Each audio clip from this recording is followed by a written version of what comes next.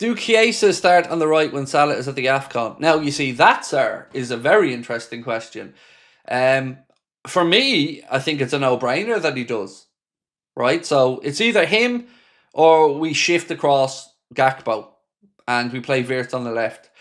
But I tell you what, Stevie boy, to kind of add another twist to your question, if Arna still doesn't start him and give him run-outs on the right-hand side when Salah's at the AFCON, then I'll have no doubt in my mind it's a personal thing. Simple as that. Yeah, simple as that for me. But he has to, because I'd far rather him over Frimpong at this moment in time on the right hand side. But let's see what the manager does, because it is a question we're going to have an answer to in the next 6-7 weeks. Roger, so am I the only person who thinks Chiesa is not that good? His work rate is phenomenal, but as somebody who plays football, you can tell he lacks agility. Maybe that'll be fixed with more game time. So, look, I don't think anybody would have any qualms about you having an opinion, Roger, that he isn't up to the level. I mean, that's your opinion. That's absolutely fine. But what we think as Liverpool fans is there's conflicting thought processes here from the club. Because if Chiesa isn't good enough, he should have been moved on in the summer, and Liverpool should have brought in another player. But he wasn't moved on. The club kept him, and now aren't using him. So I don't know if we can judge him for Liverpool when we don't see him playing 3, 4, 5 games in a row. That's the way I would say it, Roger. It's hard to make that judgment without seeing him get a prolonged spell of games.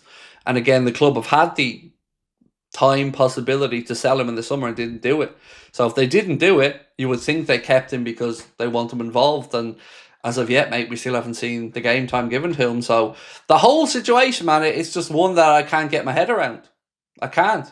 Was it just that we couldn't get an extra forward in and Arna just said, oh, well, we have this guy here, let's roll into another season with him? Or does he just not want him around? I don't know. But what I would say is, agility-wise, I wouldn't agree. I think he does have agility. I think he does have pace. I think he has directness. I think he has tenacity. And I think, most importantly, Roger, he has pedigree. Whether it be at international level or a club level. Yeah, that would be my take on it, mate. But as I said, we all respect other opinions as well. Who do you think deserves a better chance, Rio or Chiesa? So if we're going on deserved, Chiesa. That's the honest answer. If you're talking about deserved, Chiesa. Because he's been around longer, he's trained longer, and he's had more time that he's been shafted out of the team. Now, if you're asking me which one I'd be more excited about for the future, of course the answer is going to be Rio Ngamoa.